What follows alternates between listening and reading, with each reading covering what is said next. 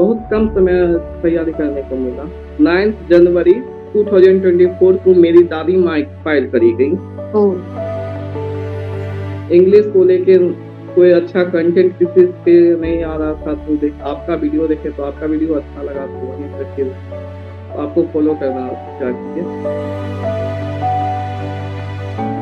Hi Vikas, welcome in our official YouTube channel Bihar एटो 24/7 में आपका बहुत-बहुत स्वागत है। और आप बीपीएससी टीआरई 2.0 के स्टूडेंट हैं। कैसा लग रहा है आपको सिलेक्शन लेकर? मैं बहुत अच्छा फील कर रहे हैं। बहुत अच्छा फील कर रहे हैं एंड सबसे पहले आपको कांग्रेचुलेशंस, बहुत-बहुत बधाइयाँ। आपने ये सफलता प्राप्त की। तो मैं थैंक यू। आपसे जानना चाहूँगी कि थोड़ा-सा आप अपने आप को इंट्रोड्यूस करें। आपका नेम क्या है और आपकी क्वालिफिकेशन क्या है? Hi, my name is Arya Prakash. First of all, I introduce myself. My I completed my matriculation from Kendriya Vidyalaya Khagaria. Then after I completed my intermediate from Sri Chaitanya Visakhapatnam. जी, After that, I completed my graduation from Samastipur. जी। Uh, After that, I completed my B.Ed from Rajmata Madhuri Devi Khagaria okay, in which year? in 2023. 2023। तो ये तो बहुत शानदार experience रहा आपको, बहुत जल्द जॉब मिल गई। Yes, ma'am. जी। सो मैं आपसे ये भी जानना चाहूँगी कि आपकी वीकनेस क्या रहा इस दौरान? तैयारी के दौरान कोई आपका वीक पॉइंट? मैम बहुत शॉर्ट स्पेन ऑफ टाइम मिला। बहुत कम समय तैयारी करने को मिला। ये था ओ वीकनेस। Okay, okay. और आपको बिहार अड्डा के बारे में कैसे पता चला? एक्चुअली मैम टीआरई 1 का एग्ज़ाम देने के बाद है ना, एस्टेट का फॉर्म आ गया था, तो उसको जी, फिल अप करने के लिए कोई अच्छा टीचर ढूँढ रहे थे यूट्यूब पे। जी। तो इंग्लिश इंग्लिश को लेके कोई अच्छा कंटेंट किसी पे नहीं आ रहा था, तो आपका वीडियो देखे तो आपका वीडियो अच्छा लगा, तो वहीं से फिर आपको फॉलो करना स्टार्ट किया। ओके। थैंक यू प्रकाश। और साथ ही साथ मुझे ये भी जानना है कि इससे पहले भी आपने किसी कॉम्पिटिटिव एग्ज़ाम की तैयारी की थी या ये आपका पहला अटेम्प्ट था? इससे पहले मैम एक बार बीपीएससी, 2 बार, एक बार एसएससी सीजीएल और एक बार बैंक पीओ का एग्ज़ाम दे चुके थे। Okay, okay, that's great. आपने बैंक पीओ का भी ट्राई किया, एसएससी सीजीएल भी ट्राई किया, फाइनली यहाँ पे आपका सिलेक्शन हो गया। ओके। तो प्रेज़ेंट टाइम में आप कहाँ पर वर्किंग हैं? Ma'am home district Khagaria. अच्छा, होम डिस्ट्रिक्ट में है, ओके।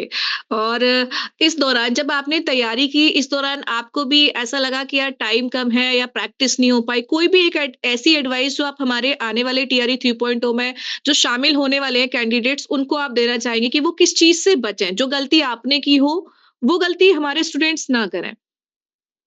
एक्चुअली मैम मेरे को ऐसा लग रहा था कि क्वेश्चन का लेवल बहुत हाई होगा या फिर कंटेंट जो आप जो बता रहे हैं वो बहुत लो लेवल का है, बट जो एग्ज़ाम में जाके बैठे ना, तो ऐसा हुँ। लगा कि जो आपने पढ़ाया वो अच्छा था। उसी पे मेन फ़ोकस करना चाहिए था, इधर-उधर का फालतू दिमाग नहीं लगाना चाहिए था। अच्छा, तो ये होता भी है खासकर स्टूडेंट्स के साथ कि जब हम पहली बार तैयारी में जुड़े होते हैं, तो कहीं न कहीं डाउट आता है कहीं पर कि हमें यार थोड़ा-सा और यहाँ से देखना चाहिए। तो बाकी सब्जेक्ट्स का क्या रहा? जैसे इंग्लिश आपने मुझसे कवर किया, साथ ही साथ जनरल पेपर की भी तैयारी की जाती है, तो वो उसमें आपने तैयारी कैसे की? क्या हमारे लिए कंसर्न्ड सब्जेक्ट के अलावा भी बहुत सारे स्टूडेंट ऐसे होते हैं जो केवल कंसर्न्ड सब्जेक्ट पे फ़ोकस करते हैं और बाकी पे नहीं फ़ोकस करते। तो आपका इस पे क्या कहना है? क्योंकि मैं तो बहुत बार ये बात बोल चुकी हूँ अपने स्टूडेंट्स को कि जो बाकी सेक्शन है, वो भी हमारे लिए उतना ही महत्वपूर्ण है एग्ज़ाम को क्लियर करने के लिए। आप क्या कहना चाहेंगे इस पे? मैम मेरा अदर सब्जेक्ट को लेके ये कहना है कि एनसीईआरटी लाइन बाय लाइन पढ़ना चाहिए। वो जी, 6 टू लेके 12 तक। जी। उसके बाद जो मेन कंटेंट है वो आप लोग के द्वारा डिलीवर किया ही जाता है, वो भी करना चाहिए, साथ-साथ line by line NCERT book को फॉलो करना चाहिए।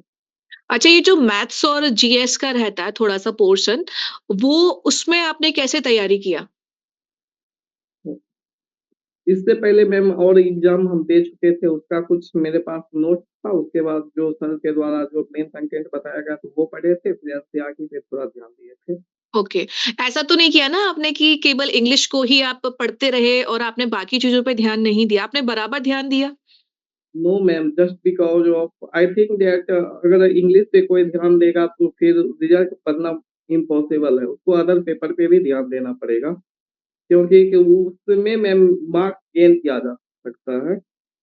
अ, जी, जैसे आप अपने बारे में बताएँ तो 80 आउट ऑफ मेरे को 52 मिला था, फिर इधर 40 मार्क्स में उधर 25 मिला था, तो मैम ये हो जाता है क्या कि मार्क्स को है ना, एक एवरेज करने का। जी। तो थैंक यू प्रकाश कि आपने ये बात रखी कि हमें दोनों ही पार्ट पे ध्यान देना चाहिए और मैं तो सारे कैंडिडेट से कहना भी चाहूँगी कि टीआरई 3.0 की जो तैयारी कर रहे हैं, वो सारे के सारे स्टूडेंट इस बात पे ध्यान दें कि आपको दूसरे सेक्शन पे भी ध्यान देना है। ये इनका एक्सपीरियंस यहाँ पर हम लोग इसीलिए जान भी रहे हैं ताकि आपको इससे हेल्प मिले। अब मैं आपसे जानना चाहूँगी अजय कि आप थोड़ा-सा अपने स्ट्रगल के बारे में बताएँ कि आपने क्या-क्या डिफिकल्टीज़ फेस की इस दौरान? मैम एक्चुअली मैं अपने सीटेट लाइफ से सीटेट एग्ज़ाम से हाँ, हम अपने लाइफ एक्सपीरियंस बताना चाहते हैं। जी। तो 31 दिसंबर को कॉलेज की तरफ से स्कूल कॉलेज ट्रिप पे लेके गया। कुछ बच्चे बदमाशी किए तो उस वजह से पूरे कॉलेज में जितने भी स्टूडेंट थे उन सबको सस्पेंड कर दिया गया, जिसमें कि उसमें मेरा भी नाम था। ओके। फिर 9th ज 9th जनवरी 2024 को मेरी दादी माँ एक्सपायर करी गई। ओह! उस उसमें मैम 10 से 15 दिन फिर हिंदू रीति-रिवाज में होता है कि डीजे जी, जी। कार्यक्रम चलता है। हाँ, उसके बाद मैम 2 फरवरी को मेरा सीटेट का एग्ज़ाम था। जी। तो सीटेट का एग्ज़ाम देने के लिए मेरे को मात्र 2 से 4 दिन बचा हुआ था। अब सोचे हुँ, कि होगा कि नहीं, जी। अटेम्प्ट दिया और दोनों पास कर गए। उसके वाह! बाद फिर टीआरई व उसके बाद बीएड का भी मेरा एग्ज़ाम साथ-साथ चल रहा था, फिर टीआरई 1 आया, टीआरई 1 का एग्ज़ाम दिए, अच्छा मार्क्स था बट सुप्रीम कोर्ट के फैसला के कारण हम लोग उसमें मैम छँटा गए, उसमें बहुत डिसअपॉइंट हुए। फिर उसके जी। बाद कुछ ही बाद 2-4 दिनों के बाद फिर से स्टेट का एग्ज़ाम आ गया। जी, तो जी। उस टाइम मैम आप भी बैच लॉन्च करने वाले थे बट आपको भी 2 से 3 दिन ही पढ़ाए, ठीक है, हाँ, हाँ, वो 5 तो डेज़ का था एग्ज़ाम एक्चुअली। यस। 2-3 हाँ, दिन ही पढ़े थे कि एग्ज़ाम देना पड़ा, फिर उसके बाद कुछ ही दिनों में फिर से इसका फॉर्म आ गया टीआरई जी, 2 का। जी, जी। उस वो भी ठीक से हमको याद तो नहीं, उस टाइम हाँ, में है ना फेस्टिवल का टाइम चल रहा था, जी, जी। दिवाली, छठ दिवाली दिवाली भी थी, छठ भी थी। छठ भी थी, तो हाँ, उस टाइम पे भी मुश्किल से 30 दिन के आस-पास पढ़ाई किए थे और हाँ। उसके बाद जो टीआरई 1 और उससे पहले जो मेहनत किए थे वो काम आ गया। जी, जी, जी, बिल्कुल, बिल्कुल यहाँ पर आपने सारी बातें बहुत सही रखी। अब प्रेज़ेंट टाइम पे आप जानते हो टीआरई 3.0 वालों के लिए तो बहुत टाइम मिल चुका है, फिर भी स्टिल वो अभी भी इस टाइम पे बहुत परेशान है, इस चीज़ को लेकर कि यार कैसे मतलब एग्ज़ाम क्लियर होगा। और लास्ट टाइम में थोड़ा-सा ये भी था टीआरई 2.0 में कि हमारा लिटरेचर नहीं हुआ था और टीआरई 1.0 में लिटरेचर आया नहीं था, तो जिसकी वज़ह से थोड़ा-सा और भी स्टूडेंट को डिसअपॉइंट होना पड़ा। बट वही होता है कि हम केवल एक चीज़ पर डिपेंड नहीं हो सकते, जो आपने बताया भी और जो आपकी बातों से पता चल रहा है वो ये कि बीच में इतनी प्रॉब्लम होने के बावजूद भी आपने जो आपका मेहनत करना है वो आपने नहीं छोड़ा और यही सारे स्टूडेंट को सीखना भी चाहिए कि जो मेहनत है वो हमेशा रंग लेके आती है आपको कैसी भी परिस्थिति आ जाए आप उसको हैंडल करके आप आगे निकल जाएंगे तो अजय जी ये बताइए आपकी फैमिली में कौन कौन है और ये इंस्पिरेशन गवर्नमेंट जॉब की कहाँ से मिली आपको? या आप खुद से ही एक्चु चाहते थे? एक्चुअली में मेरे पिताजी रेलवे में कमर्शियल सुपरिटेंडेंट के पोस्ट पे कार्यरत हैं जी, और हम और मेरा एक बड़ा भाई दोनों पटना में रह के पढ़ाई करते थे। जी। तो उस टाइम में मेन फ़ोकस बैंकिंग सेक्टर या फिर एसएससी, सीजीएल पे मेन फ़ोकस करते थे। बीच में कोरोना आ गया तो घर पे आ गए हाँ, तो हाँ। मम्मी मम्मी ने बोला क्या कि बैठ के क्या करोगे? कुछ ना कोई डिग्री ले। तो उसी टाइम में फिर मम्मी बीएड में एडमिशन करवा दी और बीएड साथ में चल ही रहा था कि फॉर्म सुनते थे आज फॉर्म इतने का आने वाला, आज इतने का आने वाला। तो जी, पहले तो ये होता था कि मार्क्स बेसिस पे लिया जाता था। जी। उसके बाद फिर पता चला बीपीएससी लेगा तो चलो भाई ठीक है। तो फिर मैम मेरा इस डिग्री के साथ-साथ है ना फॉर्म भी आना स्टार्ट हो गया। टीआरई 1 में अपीयरिंग में फिल अप किया था और टीआरई 2 में मेरा जैसे ही एकेडमिक सेशन कंप्लीट हुआ वैसे ही फॉर्म आ गया, फिर मैम हो गया।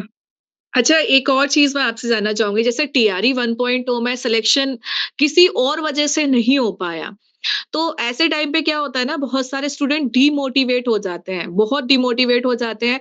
और तो आपने अपने आप को उस टाइम पे कैसे सँभाला? बहुत सारे स्टूडेंट होंगे कि यार अब कैसे करेंगे? ये इन्होंने तो ये चीज़ें लाके रख दी गवर्नमेंट ने। तो आपने फिर तुरंत ही अपने आप को सँभाला, फिर दूसरी प्रॉब्लम भी आपके पास ही आ गई दादी माँ की। तो 2-2 प्रॉब्लम एक साथ आ गई, उसके बाद आपने उस चीज़ को कैसे कंटिन्यू किया? आपने अपने आप को किस तरीके से सँभाला? उम, मैम आप लोग का हेल्प मिला, फिर उसके बाद फिर फैमिली सपोर्ट था, चलो कोई नहीं होगा, जो हाँ। होता है अच्छे के लिए होता है, इसमें तुम्हारा प्राइमरी में नहीं हुआ तो तुमको सेकेंडरी में होगा, इसी सब चलो, ये बहुत बहुत अच्छी बात है। अच्छा, ये बताइए, ग्रेजुएशन आपने किस चीज़ में किया है? इंग्लिश होगा। इंग्लिश ऑनर्स से आपने ग्रेजुएशन किया है, फिर आपने बीएड किया, राइट? Yes ma'am. और फिर बीएड कंप्लीट करने के बाद आपने कौन-सा फॉर्म फिल किया? ये स्टूडेंट को बताना है थोड़ा-सा, ताकि उनको भी, जो और भी अपकमिंग है, उनको इंस्पिरेशन मिले। मैम 6 टू 8 एंड 9-10 का। Okay, okay. अच्छा, आपका 9th-10th में सिलेक्शन हुआ, इसके अलावा भी आपने फॉर्म फिल किया था क्या 6 टू 8 के लिए या 11th-12th के लिए? मैम उस टाइम में मैम मेरा पीजी कंप्लीट नहीं हुआ है, तो 6 टू 8 और 9-10 हम फिल अप कर सकते थे, तो ओके, दोनों ओके। Fill up. ओके, और सिलेक्शन आपका 9th-10th में हो गया। Yes ma'am. Oh! That's great. तो बहुत अच्छा लगा अजय, आपसे जानकर ये सारी बातें। और ये मुझे बताइए कि जैसे आपने एसएससी सीजीएल के बारे में भी सोचा, नो डाउट आपने पीओ के बारे में भी सोचा, which is very, very nice, and post भी बहुत अच्छी है, शानदार पोस्ट है। जहाँ हम टीचिंग एग्ज़ाम्स की बात करते हैं, तो बहुत सारे लोगों के मन में ये ख़्याल आ जाता है, अरे यार टीचर का जॉब है। आपके मन में ऐसा कुछ ख़्याल आया कि टीचर का जॉब है, या आपको ऐसा लगा कि नहीं, ये मेरे लिए बहुत मायने रखता है? क्या कहना है आपका इस पे? मैम मेरे लिए तो मायने रखता है, क्योंकि मैम मेरे हो अगर मैम बैंकिंग सेक्टर या फिर सीरियल सेक्टर में मेरे को जॉब होता तो फिर होम डिस्ट्रिक्ट नहीं मिल पाता। तो जी। उसके लिए फैमिली छोड़ के कहीं आगे मूव ऑन करना पड़ता। यहाँ पर फैमिली के साथ रह के 20-25 किलोमीटर मेरे घर से दूर स्कूल है, तो वहाँ अरे डेली वाह! आ जा। तो फिर आप उस टीचिंग को एन्जॉय कर रहे हैं? Yes ma'am. चलो, बहुत अच्छी बात है। आपको ऐसा फ़ील तो नहीं हो रहा ना कि नहीं कि ठीक है, टीचर है, उतना रिस्पेक्ट, बहुत बार ऐसा लोग बोलते हैं, लेकिन मेरे हिसाब से तो टीचर की जो जॉब होती है, वो सबसे ज़्यादा रिस्पेक्टेड जॉब होती है। बट फिर भी एक अपना है कल्चर ऐसा, जहाँ पर अदर जॉब्स को बहुत ज़्यादा हाई बोल दिया जाता है। तो बस उसी रिगार्डिंग आपसे जानना था कि आपका एक्सपीरियंस कैसा रह रहा है? ट्रेनिंग आपकी कहाँ पे हुई थी? और प्रेज़ेंटली कैसा माहौल है वहाँ का? मैम मेरी ट्रेनिंग है ना होम डिस्ट्रिक्ट में हुई, खगड़िया डाइट में। उसके बाद मैम पोस्टिंग भी मैम मेरी खगड़िया डिस्ट्रिक्ट में ही हुई, और जहाँ पढ़ाने के लिए जाते हैं, तो हाँ, वहाँ हाँ। पर मैम बहुत बहुत ही ज़्यादा रिस्पेक्ट मिलता है। वाओ! वहाँ पर वहाँ के बच्चों को जो है ना अपनापन टाइप का फ़ील होता है। तो आपने अब आगे क्या सोचा है कि अभी आप और भी आगे कुछ लाइफ में करना चाहेंगे, कि ये बेस्ट है, इसमें ही आप कुछ अच्छा करना चाहेंगे? मैम मेरा एक सपना था कि बीपीएससी क्वालीफाई करने का, तो फिर जी, जी। मैम अभी अभी कुछ दिन के लिए अपनी पढ़ाई को स्टॉप किए हैं, फिर आगे कुछ दिन के बाद कंटिन्यू करेंगे। चलो, बहुत अच्छा लगा आपसे ये जानकर, और मैं तो चाहती हूँ कि आप तैयारी को जारी रखें, बिकॉज़ अच्छी बात है, आपका सिलेक्शन हो गया, और बीपीएससी का जब आप तैयारी करेंगे, और इसमें टाइम भी मिल जाता है, टीचिंग एग्ज़ाम्स में आराम से टाइम मिल जाता है। अच्छी बात है, आप इसकी तैयारी को जारी रखिए, और अभी फ़िलहाल अपनी टीचिंग को एन्जॉय कीजिए।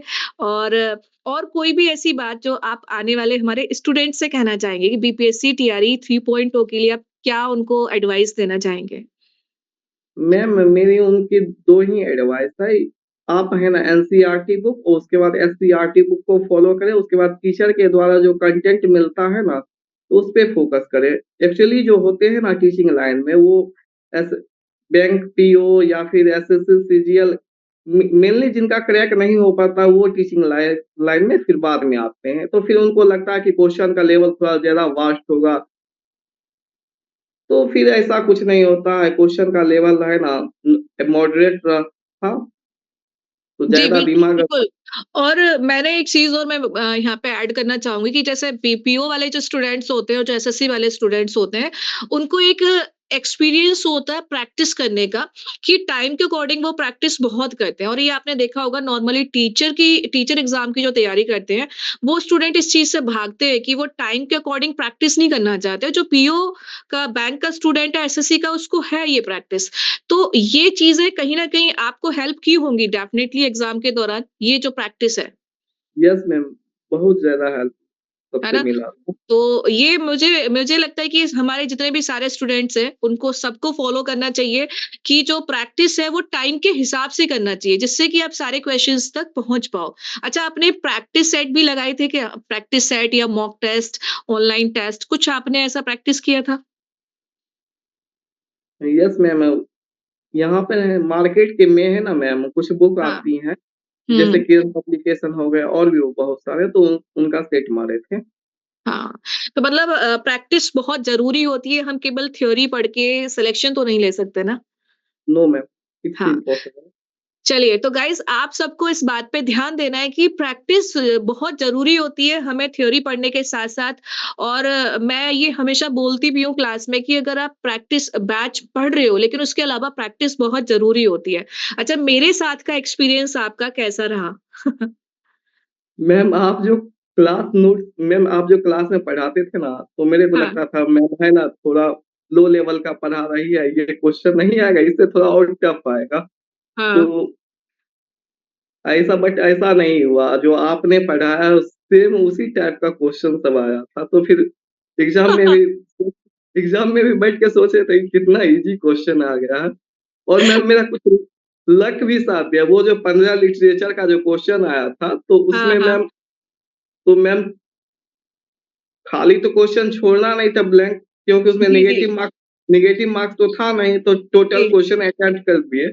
तो जी। बाय लक उसमें मैम मेरा 6 क्वेश्चन सही हो गया। ग्रेट बहुत शानदार और मुझे बड़ी खुशी भी हुई। अच्छा 15 क्वेश्चन जो थे वो लिटरेचर के अ वो पढ़े तो शायद किसी ने भी नहीं थे, वो तो आपने अपने हिसाब से उसको कर लिया। बाकी जो आपका सेक्शन आई थिंक 65 नंबर का रह गया, उस 65 में आपके कितने मार्क्स आए थे?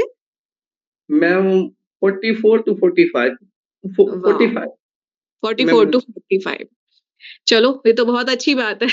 अच्छा उस टाइम पे जब मैं क्लास ले रही थी, तो इस टाइम पे बहुत सारे स्टूडेंट के नो डाउट कमेंट्स भी आते थे कि इस टाइप का लेबल नहीं आएगा। बट ये होता है कि थोड़ा एक्सपीरियंस हो जाता है कॉम्पिटिटिव एग्ज़ाम्स का कि हाँ, टीचिंग एग्ज़ाम किस तरीके का आएगा।